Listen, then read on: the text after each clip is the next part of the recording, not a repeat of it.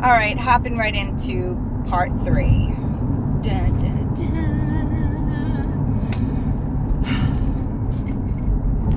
What do they say? The sequel is never as good as the original. All right, so back to how these things came about. So I put in my, I applied to the group on Facebook that my girlfriend recommended. And I was waiting to hear back, and I didn't hear back from them the first day. And I was getting a little impatient.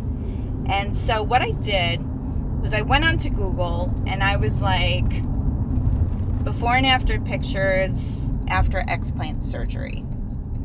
Because I'm still incredibly vain, okay? I mean, let's just be real. People that aren't vain don't get their boobs done in the first place. I'm vain.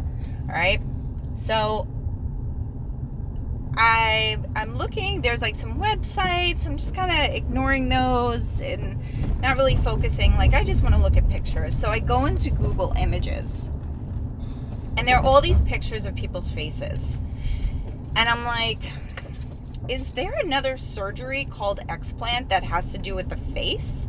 And I'm looking at all these before and afters, and all of these women look like they had an eye lift. They all look like they had like the buccal fat removed from their face. They all look younger. Some of them, it's so dramatic, they look like they've had a facelift. And I'm like, I'm looking for boobs. I'm not trying to look at people's faces right now. But I just click on one for the heck of it. And sure enough, it says before and after breast explant surgery. So these are women that have had their breasts explanted. And then I'm like really looking at their faces, and it's like looking in a mirror. It's all of this swelling and this inflammation and this like fat, weird, like I call it the Neanderthal jaw. And like poofy, droopy eyelids. And it was me. It was me. I was looking at me. And so I go to one of the websites, and I was just blown away. I was absolutely blown away. I didn't think that my face was a symptom. I mean, I know when it happened, but you gotta understand, since my breast implants, I've been diagnosed with Hashimoto's thyroidosis. I'm going to a rheumatologist next month, and my endocrinologist wanted me tested for lupus and RA, and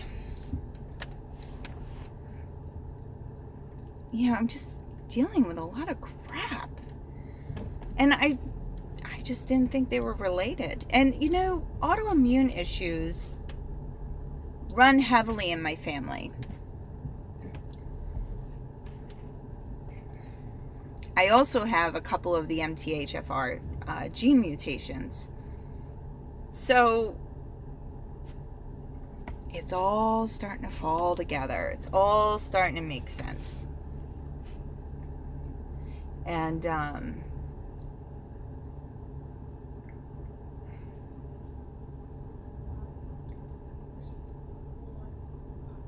sorry about that. I'm picking my daughter up from school.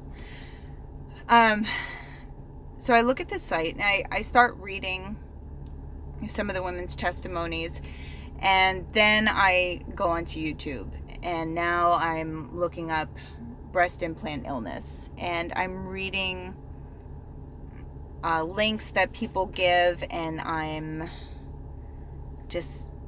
listening to these women, and it's me. And at one point, my 12-year-old daughter comes downstairs, and she's sitting beside me on the couch, and she's watching these YouTube videos, and of course she's like, oh my God, I don't want to watch this. Can I like watch Nicki Minaj or something, or, you know, Cardi B or whatever she wants to watch? And I'm like, just be quiet. Like, I want to listen to this. And then she's looking at me going, Mom, that's you. Mom, that's you. It's just crazy. It's absolutely crazy. Like, every symptom these people are talking about. And the ones that were really crazy was like the constant thirst. I was thirsty all the freaking time. I always had a huge water bottle with me. And I mean, ice, tons of ice. It couldn't be cold enough, and I couldn't stop drinking water until all my teeth started hurting me, because that was a new symptom. And that's just so much fun when it feels like your mouth is full of cavities, but you don't have any. And that's the other thing about breast implant illness, is that you are going to have all these symptoms, and you're going to go to all these specialists, and you'll have all this blood work done, and every time they're going to be like, oh no, you look fine, you're healthy, your blood work is normal, this is a little off. Well, for one, normal doctors, they look at this huge range. And when I started looking at numbers and different ranges that other doctors use, I noticed, well, no, I'm actually high on this, I'm low on this. When I calculated my hormones, you know, you actually do like the whole estrogen and progesterone ratio, as opposed to just looking at the numbers and seeing if they're in the ranges. I mean, I had no progesterone, I had no estrogen, I had nothing. I mean, hormone problems and endocrine problems and sleep problems and neurological problems, and on and on and on and on and on.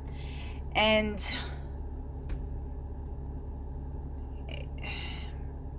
I was just like, okay, so I know I need to have these things taken out, and I've decided I'm not having anything else put in. And I don't even want to lift. I don't want anything. I just want them out. And I think I just need to give my body a break. Maybe a couple years, maybe a year, a couple years after I have them taken out. If I decide I want to do a fat transfer, then that's something that I'll do. But right now, I'm just like, I want to give my body a break. And I'm so thankful for my body. I mean, I've really disrespected it. And to think that it is still continued to perform the way it has, I'm so thankful. And I want to scream from the mountaintops. I really do. I want other people to know about this before they go in. And not because I'm trying to talk them out of it. Because listen, you might get it done. You might be considering it. And you're going to be fine. And if it's something you want that badly, like I said in the last video, nobody could have talked me out of it. I was willing to roll the dice and see if I was that person. Now I know a little bit more. I know that there are things that I could have tested for, even family history, and I would have seen how much more likely I was to develop issues. But would that have still stopped me? Probably not. I mean, 40-year-old me, maybe 28-year-old me. 28-year-old me, also, that was like a single mom and dancing for a living. I looked at this not just for myself and my own self-esteem, but also it was like an economical decision. It was something to help me in my profession at the time. And it did. I mean, let's be real. And, but I'm just not there. I'm not at that part of my life anymore. And as soon as I really compiled quite a bit of information, I went through my entire friends list on Facebook, and I sent everybody a message. Everyone that I knew had boobs, and some people that I knew that either had like friends or family that had boob jobs, and from what I knew had some weird problems going on, and they couldn't connect the dots either. I can't even tell you how many people were in that group message, and one person responded. You want to know why? Because people don't want to know. They don't want to know. They don't want to face it, and that's okay. They're not ready. I wasn't ready. And the one girl that did get back to me, it was awesome. Because I remember the very first time I saw her was back in like 2002. She was working at a club that I was working at. And she was just beautiful. And I mean, she had these big fake boobs, a little disproportionate to her body because she was very petite. But she was just, she was gorgeous. And she was definitely one of those people where like you would say her name and the next thing you say, boobs. Boobs. And she was like, listen, I had mine explanted 4 years ago. Best decision I ever made. I feel so much better. And she's like, her whole perspective has changed. And if anything, I would just love for people that if they do have them done and they do start to experience things, that it doesn't take them 11 years to figure it out. You know, I just hope that I'm that annoying, and this is annoying because this is one of the things that changed my voice is like, it's awful. It sounds like I smoke a pack a day, but, you know, maybe I'm that annoying voice in the back of your mind that goes, it's probably related to your implants. And, maybe you won't wait as long. Maybe you won't suffer as badly.